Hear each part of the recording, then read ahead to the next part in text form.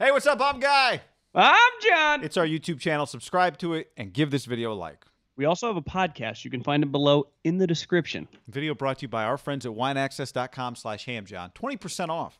Yep, 20% off. Send a gift today, wineaccess.com/ham. Give you all the intel on every bottle of wine, great bottles of wine that you need.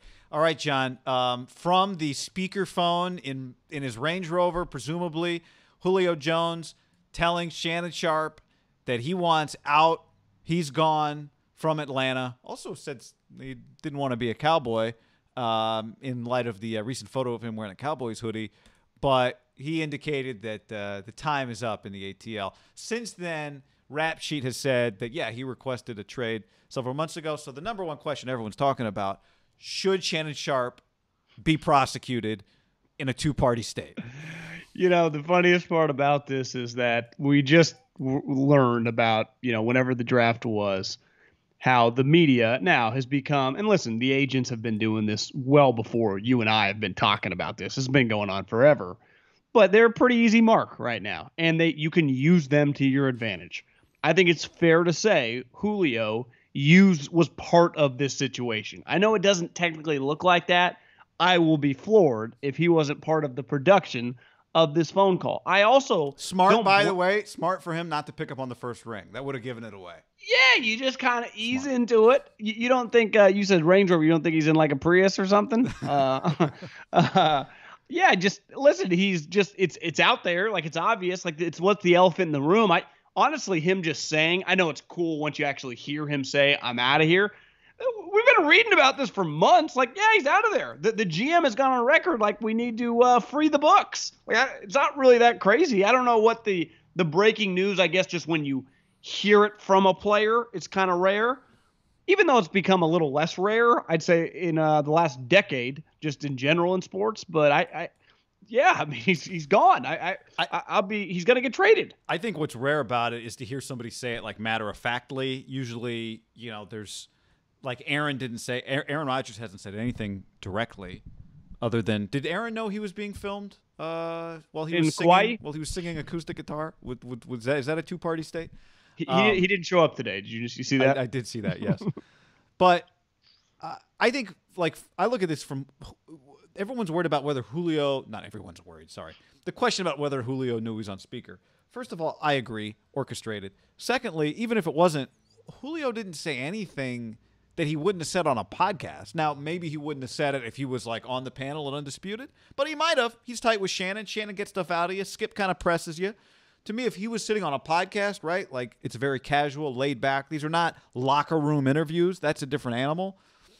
I don't think he said anything I don't think he said anything out of bounds to begin with. The team already knows he wants to be traded. Everyone's been talking about the team's been considering trying to find ways to trade him. We think it'll happen after June 1. He wants to win. Okay. Like, I don't think he said anything that even if he didn't know he was on speakerphone, that he would wish he could take back. I didn't think anything he said was inappropriate. Yeah, I don't either. The more and more I've thought about it, and we've talked long and hard about the Niners situation, their limited capital in the draft, given what they just gave up for Trey Lance. And, once you give up first-round picks, it just limits your wiggle room. Because even if you are then successful the next couple of years, you can use those to trade for players like Julio, Stephon Diggs, Jamal Adams. You can always use them to trade back to acquire more second-round picks, which we know are very valuable.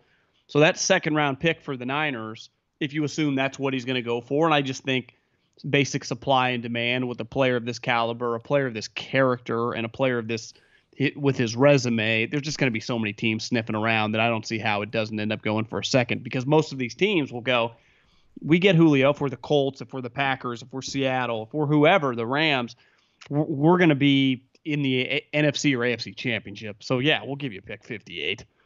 That's how I'd look at it if I was one of their general managers.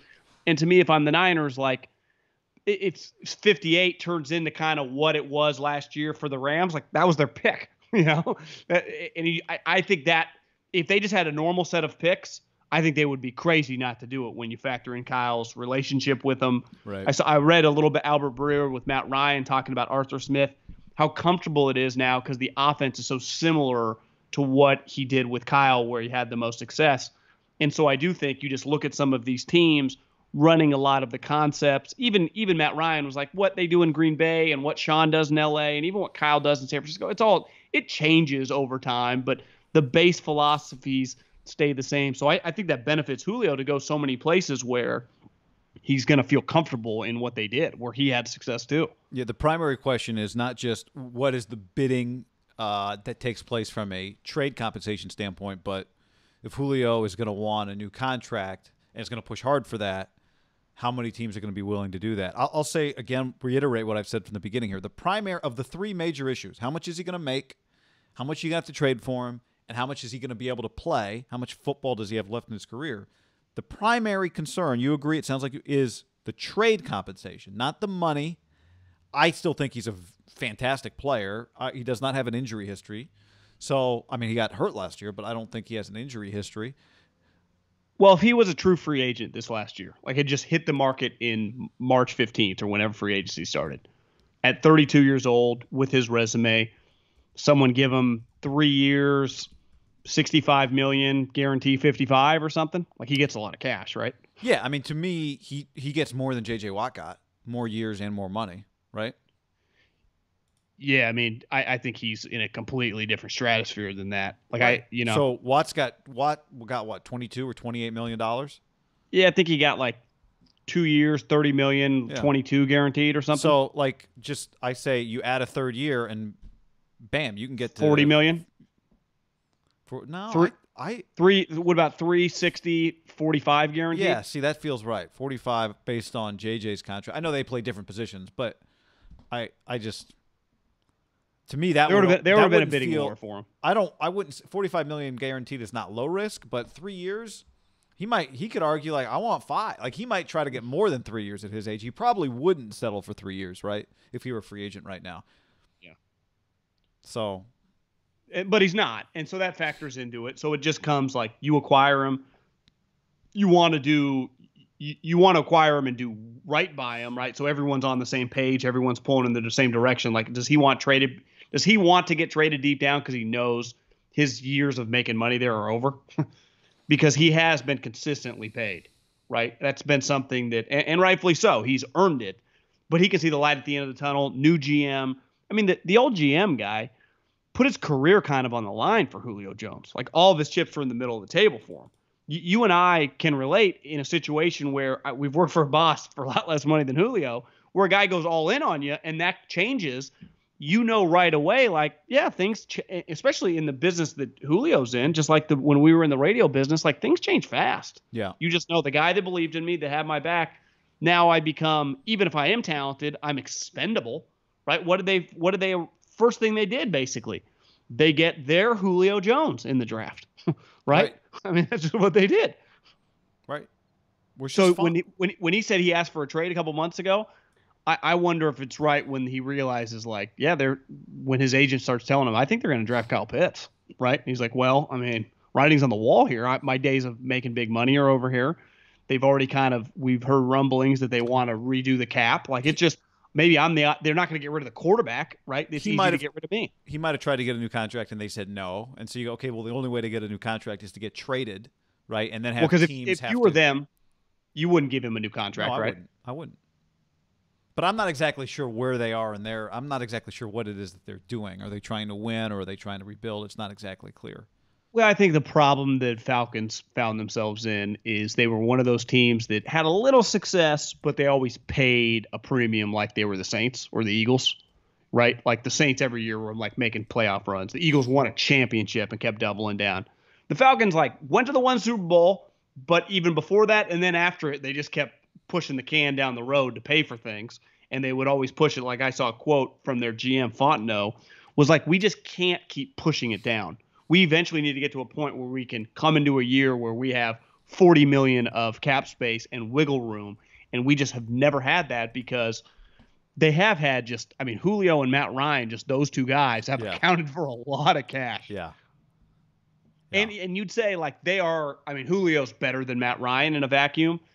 But like, if you're going to pay top of the market for your quarterback and elite wide receiver, I think you'd want like, well, we made the playoffs 5 of 6 years. And it's like, it always felt like that wasn't the case. I think they would say, not all of our fault. Our defense always let us down. Our head coach wasn't that dynamic. Like, there are more variables at play here, but it ultimately leads to Julio, fair or not, clearly being the odd man out. I wish Shannon had asked about all the teams. Like, what do you think of the Patriots? How about this story about Cam? What do you think of the Niners? Like, did he not ask because he started to feel bad that he was tricking Julio into coming on the air? Or did he not ask because the agent was like, look, this is not – we don't need to start – let's just put it out there that, yes, I want out. We don't need to do a full 5-minute interview here. Let's just get it out there and then let everybody react to just a little bit of information. On a completely serious note, if this works out, whoever acquires him, it could be just one of those game-changing moves, right? Like if the Colts get him, if the Packers got him, if the Niners got him, you could look back for a couple-year stretch. You got Julio Jones for a second-round pick. Yep. He helped you win a Super Bowl. Yeah. Right? I still think so you agree he still has – I think he still has, in the words of Jim Harbaugh, great with a capital G football left in him. Yeah. And minimum very good. I think the risk for an older player is just going to leave every GM a little hesitant. Like, they are not going to be just boom, right? Mm-hmm. If he was, I'm trying to think of an example, Keenan Allen or just Devontae Adams, just a guy in his late 20s, right? Or just, 26, 27, 28, you'd feel much more comfortable. Like what Diggs last year, it's like, the Bills just, to me, Julio, you're just like, is there a chance that he's just going to be injured a lot now?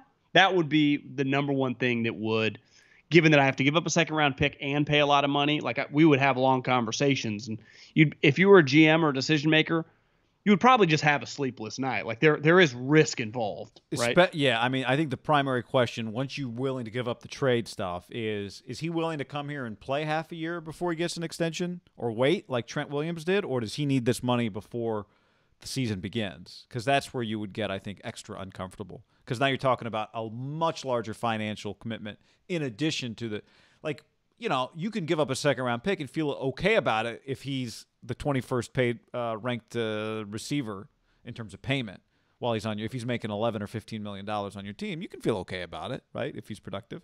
There a chance that's why it hasn't happened yet?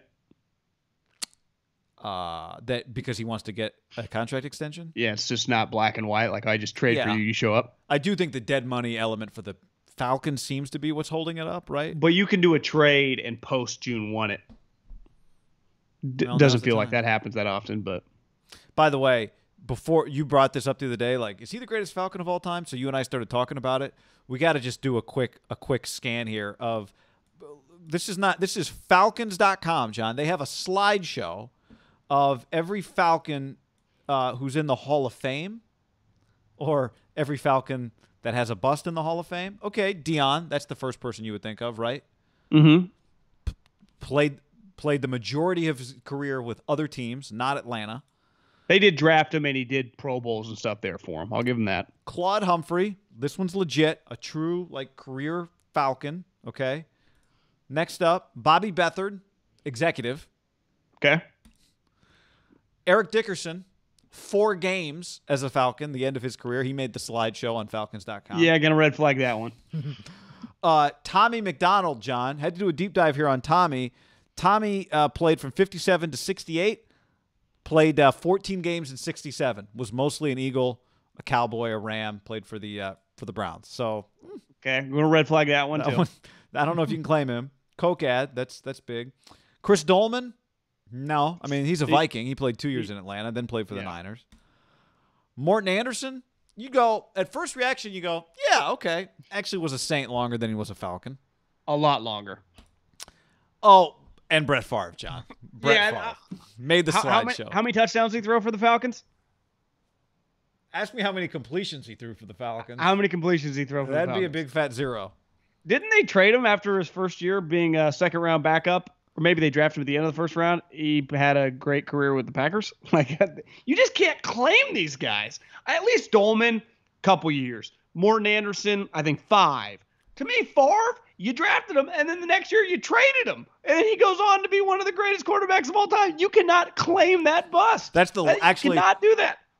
Even if he played 4 years for you and you traded him, and he became a Hall of Famer for somebody else, you can't. You don't want to remind people that you had him and then traded him. So Julio is, we're talking about the greatest Falcon. Yeah, he's got the list. This is one of the most unimpressive lists not because all due respect to Claude Humphrey and whoever. I'm just saying, like, there's not a lot here. They're claiming randoms. At least the Lions, who I think are kind of viewed as the joke of the league historically, they're two guys that retired at like 30 years old. At least were lifetime Lions, right? Calvin and Barry, they played for the Lions. Absolutely. It'd be like Florida being like, we're putting Cam Newton into our Ring of Honor. He's a Gator for life. It's like, no. That's a great example. But Cam guy, I mean, at least he spent the year there. I mean, some of these guys spent a game or two and barely played. The Falcons, this is part of what they got. Kyle Pitts. Can you imagine being like a 55-year-old that 28-3? It'd be hard to shake. I know. I didn't appreciate what Falcons fans have gone through until I looked at this slideshow. They've gone through a lot.